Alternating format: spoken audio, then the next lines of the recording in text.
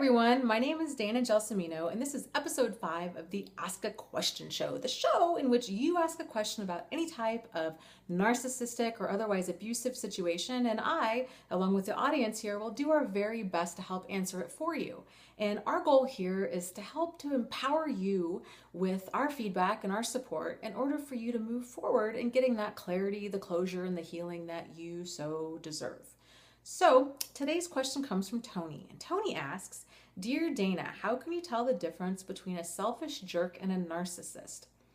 Great question, Tony, and this is one that I get a lot. So let me say first off, whenever I hear this question, I always kind of wonder if there's also that implied question in there of, can my partner or can this other person really change? The thought process is generally that narcissists can't and won't and don't change, whereas maybe if they're just a selfish jerk, then they really do have the capacity to change. So let me recap what a narcissist is, and we'll kind of go from there. So in order for a person to be clinically diagnosed as having narcissistic personality disorder, they have to meet 9 different criteria. And actually, they don't. They don't have to meet 9 criteria. They have to meet 5 of the 9 criteria, but there's 9 criteria in all. And again, our purposes are not here. I'm not a psychiatrist or a psychologist or even a therapist. I'm a psychiatric nurse. My goal is not to diagnose people with narcissistic personality disorder. My goal is to inform you that these personality disorders do exist, and then for you to move forward with that information in however, it's just good information that can hopefully empower you to move forward on it with however that works best for you. So not trying to get you to diagnose anybody here. So the 9 different criteria, narcissists, they're very grandiose. They have this inflated sense of self. They're preoccupied with unlimited fantasies of success or power, brilliance, beauty, or ideal love. They believe that they are special and unique and should only surround themselves with other special and unique people. They have a very strong sense of entitlement. I call this a blinding degree of entitlement because it's jaw-dropping.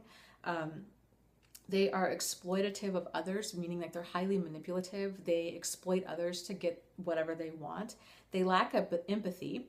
They're often envious of others. They regularly show haughty or arrogant behaviors and attitudes, and they require excessive admiration. So that's kind of what a clinically described narcissist is. A selfish jerk might just be a selfish jerk, a selfish, insensitive person.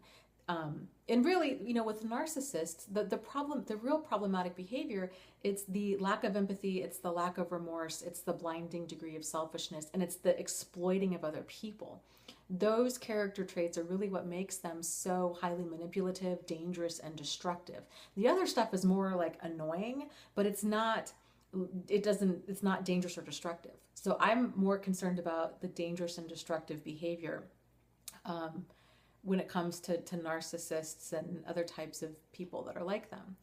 So, selfish jerks have the capacity to change. A narcissist too could have the capacity to change if they really so want to change. The problem is most narcissists don't want to change. Most highly manipulative people in general don't want to change because their behavior works for them.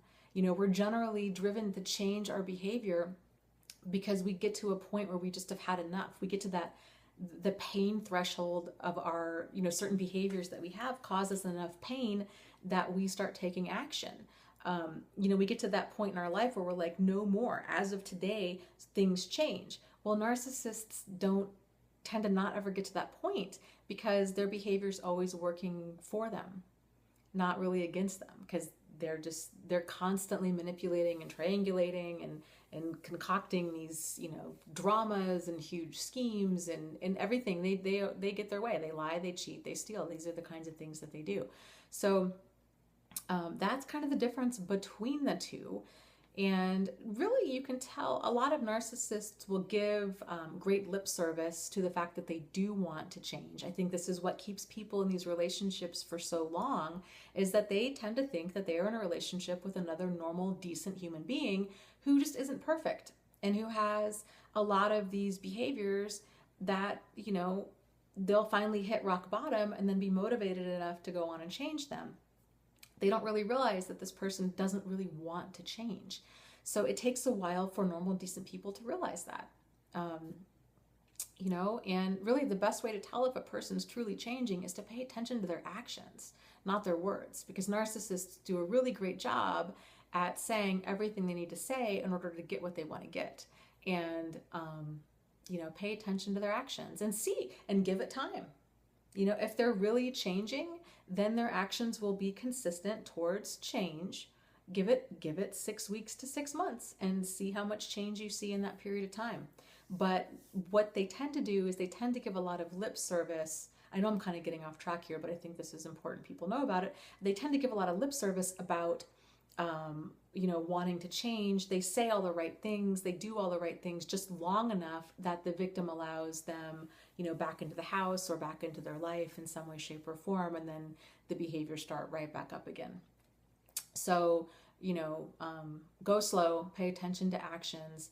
And again, if you've got either a selfish jerk of a person or a narcissist in your life, kind of either way you look at it, you lose. So I would encourage you to get away from toxic people in general and to find really, helpful, supportive people that can help bring you up and bring you forward in your life instead of dragging you down and dragging you backwards.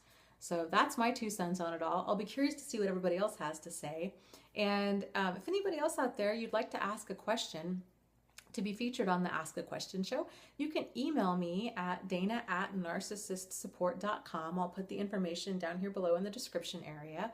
And, as always, if you have any questions, comments, concerns, frustrations, ideas for videos, ideas in general, you need some support, you want some feedback, or you just want to say hi, let me know. I love hearing from you guys.